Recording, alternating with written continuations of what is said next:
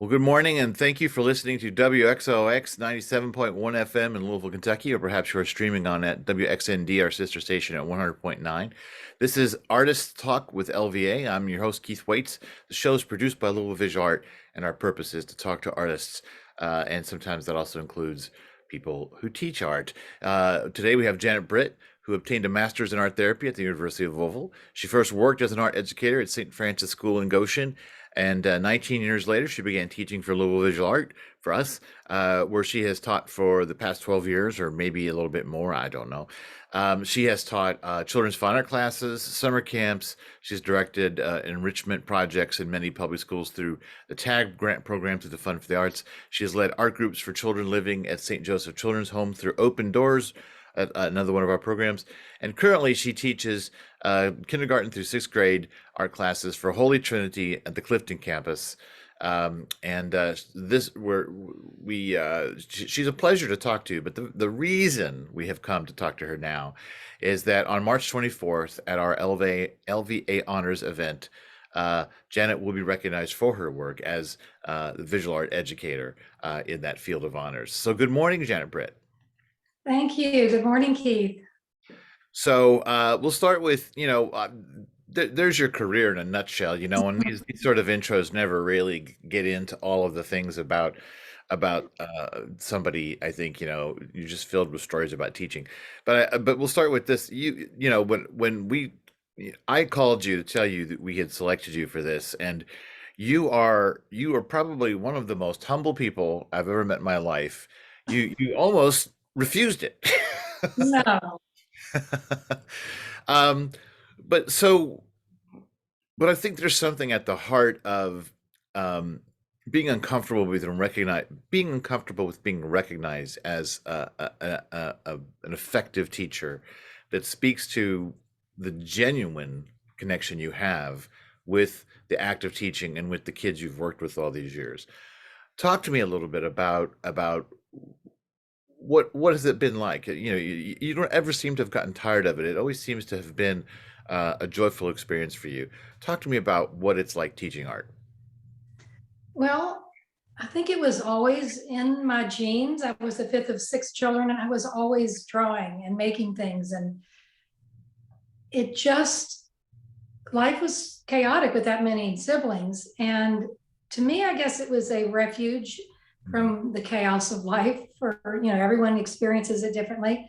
So I thought that I thought art therapy would be a very interesting career. And then things shifted. I got married and had children, and then got unmarried.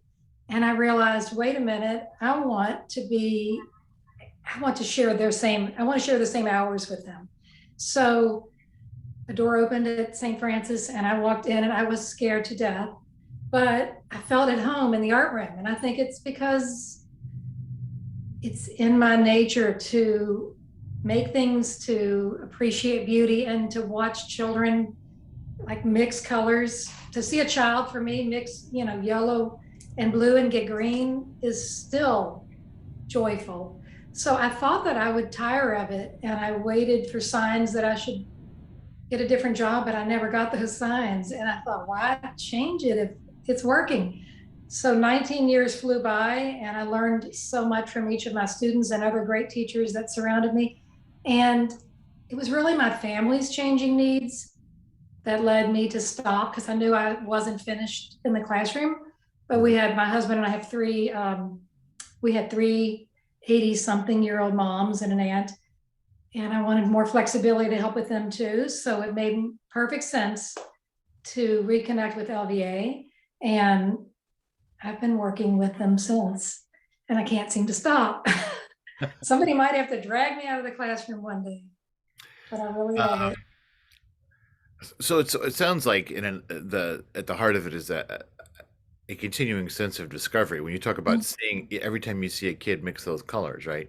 And Mhm. of course, that's part of the idea of teaching that some people might think is kind of an almost a troubling thing, is that you stay the same age and the kids or you grow older and the kids always stay the same age, right? You always have these new young people coming Yeah, along to yes, discover art. right. It never gets old. to me, the biggest challenge is working with the older kids who start to peg themselves as good or not at art or math and it's a complicated world. I want them to know that I'm not judging their art. I have somehow managed to never give them a grade in art, which is amazing, but I don't think it should be judged from the outside. So I guess, you know, I just keep being, the biggest challenge for me is the older kids that are hard on themselves. Right. And I do feel like, that keeps me on my toes, trying to help them realize that they don't have to love everything they do. They should try it and realize that even for 10 minutes, they control that paintbrush, they control that pencil, because so much is out of their control and our control. So we try to take all the judgment out of it. And, that seems to really help to keep it about how did it feel to do that. And, working with kids, for instance, at St. Joe's has been really important. Some of them have never had art, and to watch them just create a self-portrait that feels good to them. One time we did I photographed the children in profile and then cut them out of wood because I love wood, and they got to paint their own profile and embellish it any way they wanted. And one of the most memorable classes, at the end we always share and talk about what they got out of it, what they liked, what they didn't like. And this girl looked at it and said, I'm starting to love myself a little more. And I thought, well, that's really meaningful. So I feel like there's some medium for everyone that can lift their spirits a bit and help them grow a little.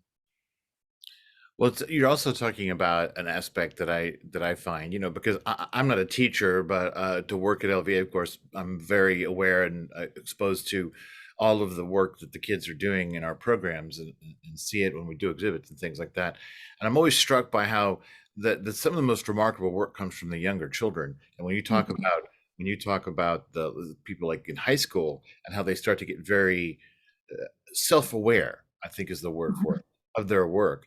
And we're talking about the difference between that desire to create an object of art that is somehow can stand up to scrutiny versus the Mhm. experience of making art. Right. And that those young children are just approaching it on such a pure level, and that the older kids are starting to be like adults. All those filters are starting to come in. Yeah. Yes, it's true. And I think it was Picasso that said he spent his whole life trying to draw more like a child. And that makes more sense to me all the time, because there is a freshness and an uncomplicated approach. Not that they don't sometimes cry and then I'll say, what's the matter? I don't like it. And it's like, okay, we have a lot of paper. I don't like everything I do either. That's one thing LVA has done for me, is provided a budget that allows me to get really nice supplies, because good paper and nice colored pencils make a big difference.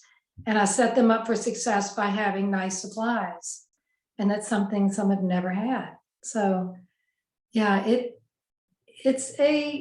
don't know why. And when I first started teaching, I thought, I can't believe I'm getting paid to do this.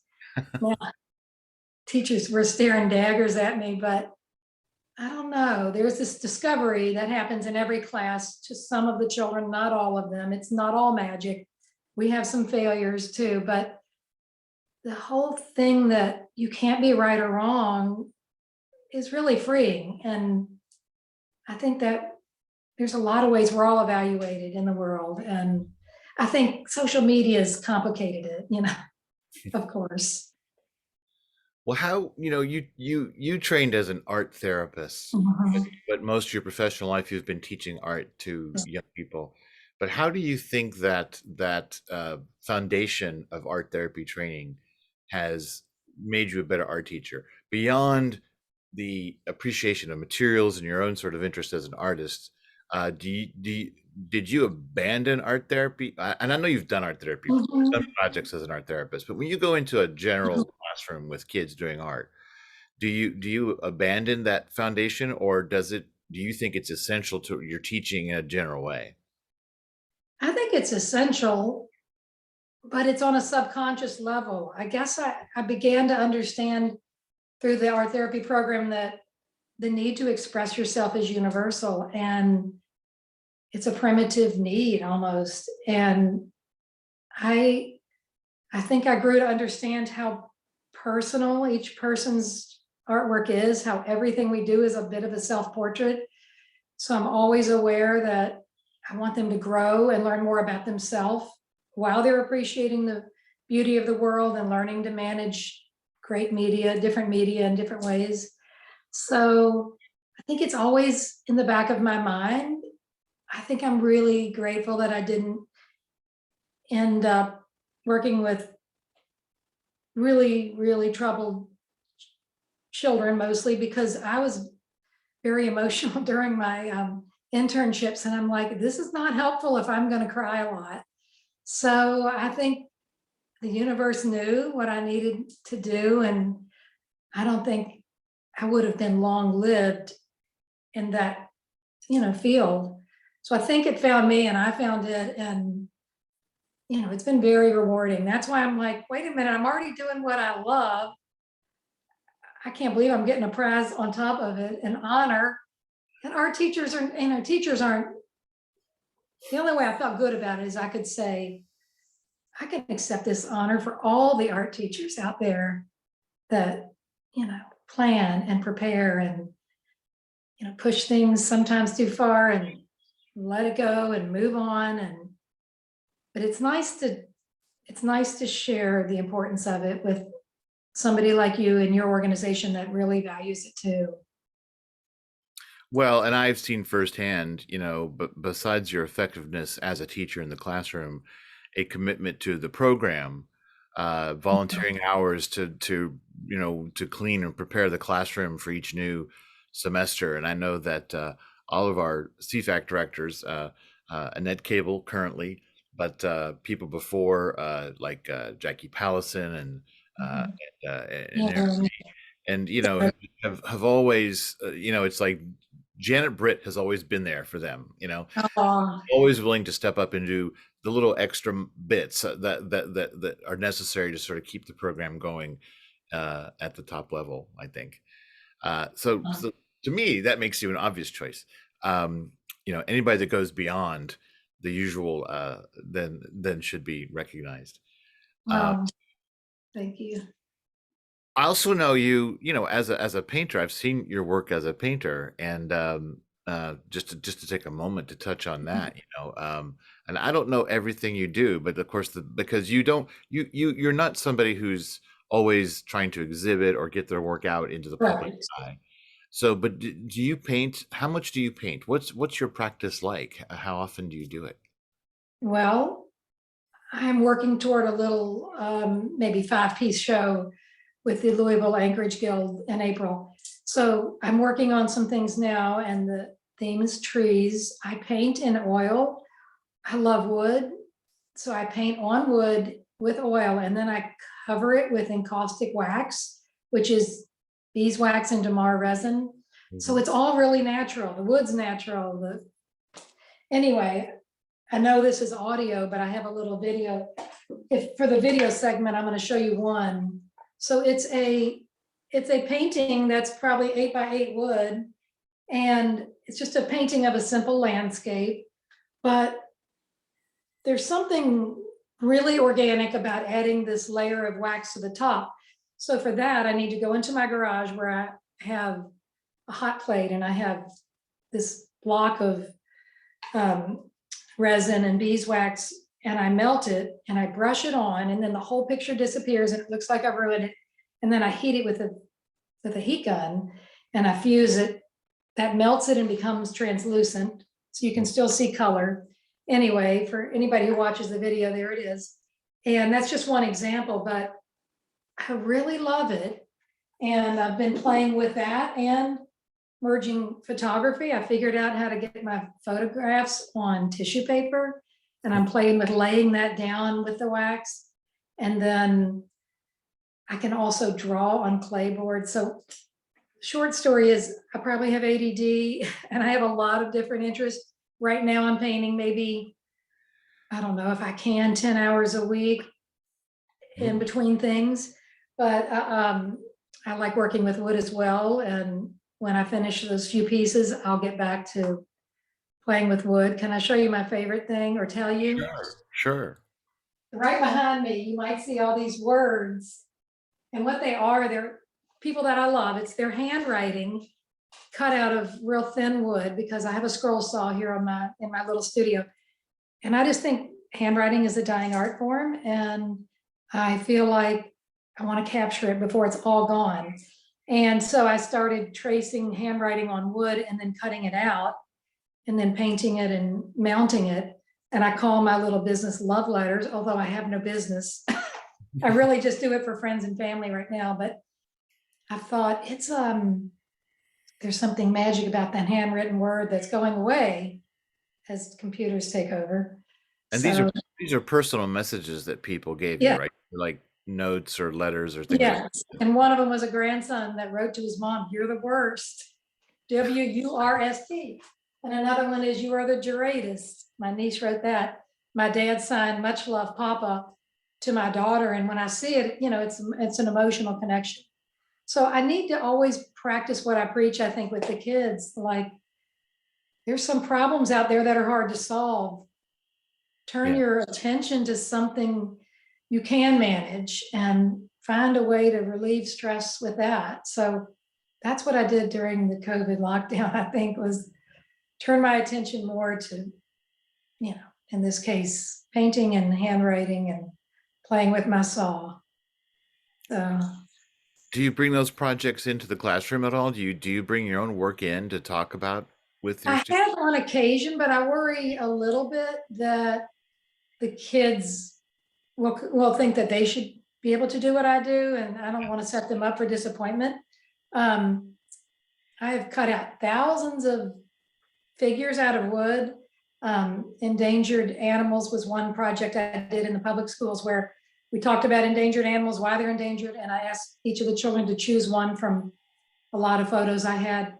And then they drew it on a 12 by 12 inch square, and I took them home and cut them out exactly as they drew them, took them back and they sanded them and painted them and mounted them, and then shared them like a couple of facts they had learned about that animal.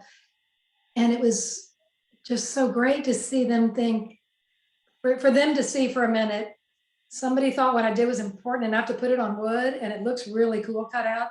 Mhm. So, in that way, I bring my other interests in the classroom, but I hesitate to show them. Now, you know what? The older kids, sometimes I like to try to get their attention by showing them something I've done because Sure. they don't always want to pay attention to me. So I might sometimes, and they'll go, "Oh, okay, you know what you're talking about," you know. So I share a little and I try to be careful about that. But, I tell my kindergartners, and I want them to repeat it to me often, that they are the boss of their art. Because I tell you, the first day, if I say, "Who's the boss of your art?" most of them point to me. And I'll say, "No, I'm not." "I'm the boss of your behavior, maybe." Or I might encourage your behavior one way or the other, but you choose every bit of it. I give them materials, and I think that's important, that we don't, and also that children are not trying to make art to please anyone else, not their parent or their teacher, but that they feel satisfied with it. Then their work remains more original and Right. not copying, I play, but I can't see not being in the art room, really. I'm gonna have to do some camps. I'm gonna maybe do CFAC. I, I want to be a good person, and I'm a better person, I think, when I am, when I have some structure in my life and I'm doing something that feels really comfortable, that I'm not, I don't know, I think I'd feel more pressure to be amazing in some other way. I'd rather just hang out with kids in the art room. So I will find my way to stay connected. I have a daughter that's moved to DC, and I want more flexibility, time to visit with her and her family. But I feel really lucky. I've had a really enriching career, and it's not over. And I might be, everybody might have to come get me one day and say enough. Could pull you dragging and screaming out of the art room. Yeah, yeah, yeah. I mean, that really is the secret to being content, I think, is find something you love and try to get paid to do it. So I'm not faking it. And you really can't fake it with kids. That's another thing I learned. Boy, they figure that out quickly. You got to be you and you got to be honest. And anyway, Well, I thought yeah. maybe you were going to try to find time to do more with your own practice and all Well, these you talk about doing. that is my goal. But I babysit and I help with an aging aunt and I do other things too, but that is I do hope to find more time for that. Because when you're really, really teaching, I felt like I gave away a lot of creative energy and I wanted to, but there was not that much left on the weekend and I needed to recharge in other ways. So we'll see when I'm not quite as busy if that happens, but I don't really want I'm not going to pressure myself about it. We'll see. But I really feel lucky to have found LVA and have been so warmly welcomed when I was starting my new chapter 12 years ago. Okay. Well, that's about all the time we have right now, Janet Britt. So again, we've been talking with Janet Britt, who's taught for LVA for a long time and many other places. And she will be one of the 4 people honored at the LVA Honors on March 24th. If you're interested in joining us to come meet Janet in person and hear her celebrated, just go to the LVA website, louisvilleart.org/honors. I think we'll probably do it. It shouldn't be hard for you to find that on how you can join us that night. And Janet Britt, thank you so much for taking the time to talk to me. Thank you, Keith. I've loved every minute. I appreciate all you do. Well, I appreciate you. Thank you. Talk soon.